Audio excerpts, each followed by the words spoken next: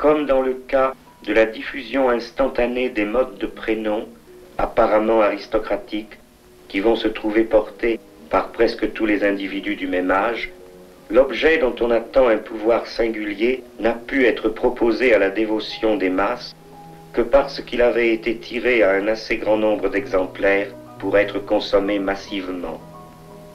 Le caractère prestigieux de ce produit quelconque ne lui vient que d'avoir été placé un moment au centre de la vie sociale, comme le mystère révélé de la finalité de la production.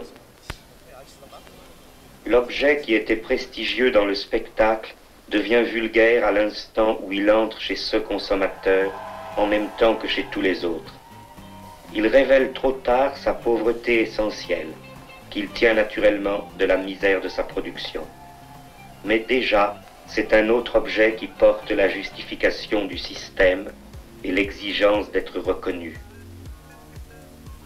L'imposture de la satisfaction doit se dénoncer elle-même en se remplaçant, en suivant le changement des produits et celui des conditions générales de la production.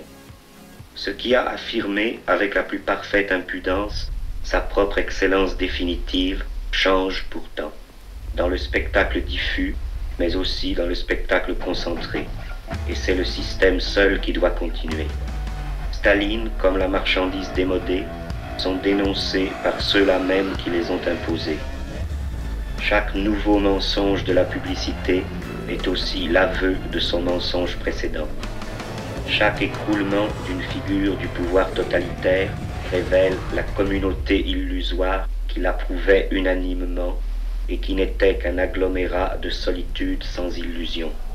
Ce que le spectacle donne comme perpétuel est fondé sur le changement et doit changer avec sa base.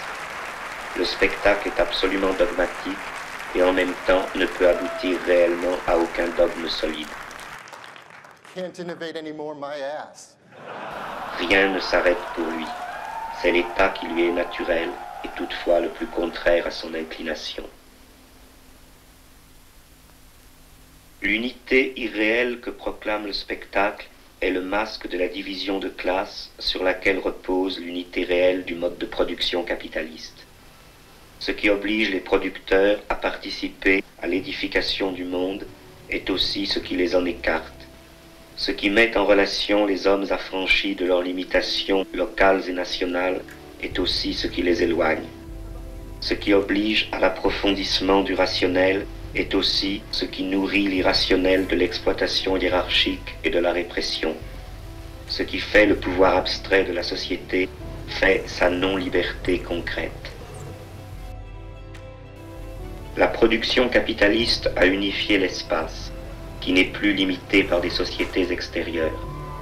Cette unification est en même temps un processus extensif et intensif de banalisation. L'accumulation des marchandises produites en série pour l'espace abstrait du marché, de même qu'elle devait briser toutes les barrières régionales et légales et toutes les restrictions corporatives du Moyen-Âge qui maintenaient la qualité de la production artisanale, devait aussi dissoudre l'autonomie et la qualité des lieux. Cette puissance d'homogénéisation est la grosse artillerie qui a fait tomber toutes les murailles de Chine.